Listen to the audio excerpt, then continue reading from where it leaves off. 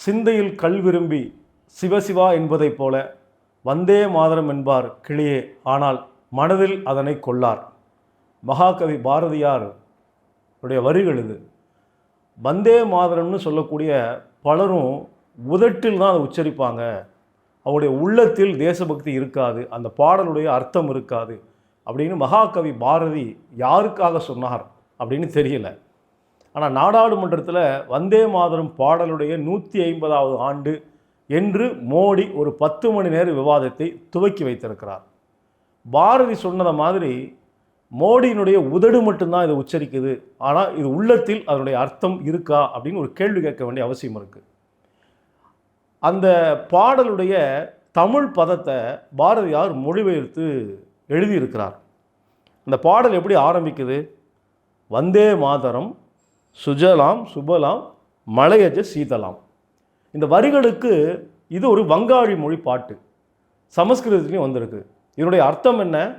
பாரதியோட மொழியாக்கத்தை படிக்கிற போது, வணங்குகிறேன் தாயே, வளமான நீருடைய வளமான பழங்களுடைய மலையிலிருந்து வீசும் குளிர்ந்த காற்றுடைய செழிப்பான பசுமை சூழ்ந்த தாயே.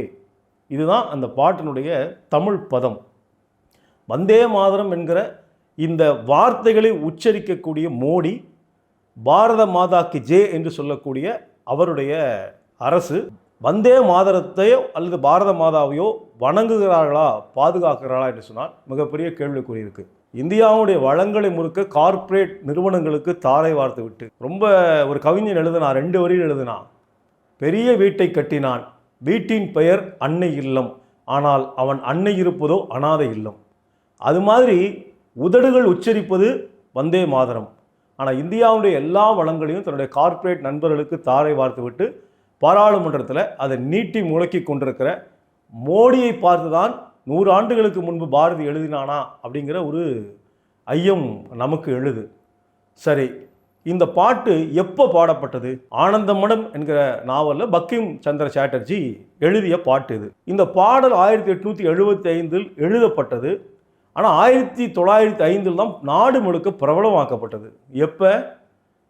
இந்தியாவை ஆட்சி செய்து கொண்டிருந்த ஆங்கிலேயர்கள், குறிப்பாக கர்சன் பிரபு ஒன்றுபட்ட வங்காளத்தை பிரிக்க வேண்டும் என்று நினைக்கிறார்.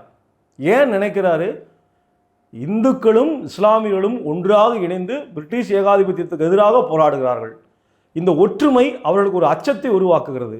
இந்த ஒற்றுமையை சிதைக்கணும், இந்துக்களையும் முஸ்லீம்களையும் 2ஆக பிரிக்கணும் என்பதற்காக வங்க பிரிவினை என்பதை அவங்க திட்டமிடுகிற போது ஒரு தேசபக்தி பாடலாக இந்து முஸ்லீம் ஒற்றுமையை உருவாக்குவதற்கு வந்தே மாதரம் பாடல் என்பது பயன்படுத்தப்பட்டது.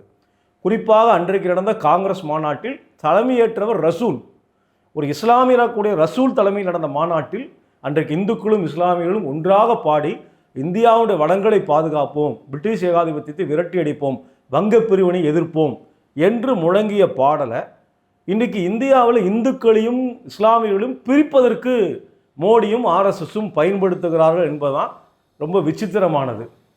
வழக்கமாக மோடி ஒவ்வொரு மாதமும் கடைசி ஞாயிற்றுக்கிழமை ரேடியோவில் மன் கி பாத், மனதின் குரல் அப்படின்னு பேசுவார்.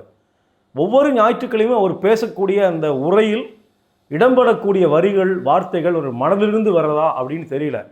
ஆனால் நேற்றைக்கு நாடாளுமன்றத்தில் அவர் வந்தே மாத்திரம் அப்படின்னு பேசுகிற போது உண்மையிலே அவருடைய குரல் உள்ளத்திலிருந்து தான் வருது, மனதிலிருந்து தான் வருதுன்னு புரிஞ்சுக்க முடியுது. எப்படி? வந்தே மாத்திரம்னு உடைந்த மொழியில் மோடி பேசுகிறத கேட்டால் வந்தே ஏமாத்திரம் அப்படிங்கிற மாதிரி நம்முடைய காதுகளில் விழுகிறது. வாக்களித்த மக்களுக்கு வாய்க்கரிசி போடுறத போல 3வது முறையாக ஆட்சிக்கு வாக்களித்த மக்களுக்கு எந்த நிவாரணமும் கொடுக்காம இந்தியாவுடைய வளங்களை முழுக்க அந்நிய நிறுவனுக்கு தாரை வார்ப்பது, முதலாளிகளுக்கு சிவப்பு கம்பளம் விரிப்பது, ஏழை மக்களுக்கு கையை விரிப்பது, இதுதான் மோடி அரசாங்கத்துடைய கொள்கையாக இருக்குது.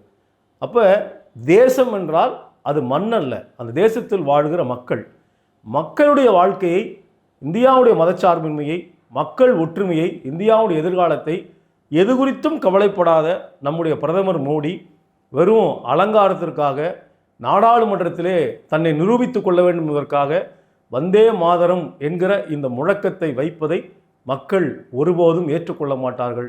மீண்டும் மகாகவி சொன்னதான் நினைவுக்கு வருகிறது.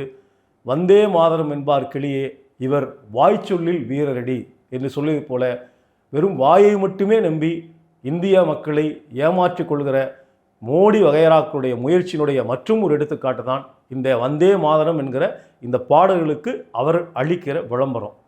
எப்படி இந்திய தேசிய கொடியை தூக்கி போட்டவங்க இன்னைக்கு தேசிய கொடியோடு வர்றாங்களோ, எப்படி இந்திய அரசியல் சாசனத்தை தூக்கி போட்டவங்க மீண்டும் அரசியல் சாசனத்தை கையில் எடுத்து வர்றாங்களோ, அப்படி உதட்டில் ஒன்று உள்ளத்தில் ஒன்று என்பது மாதிரி இந்தியாவுடைய வளங்களை தாரை வார்த்துவிட்டு இந்தியாவுடைய தேசிய பாடலை பாடுவதால் எந்த பலனும் இல்லை என்பதை மீண்டும் நாம் நினைவில் நிறுத்தி கொண்டு இவர்களை கவனிக்க வேண்டியிருக்கிறது, இவர்களை தனிமைப்படுத்த வேண்டிய தேவை இருக்கிறது.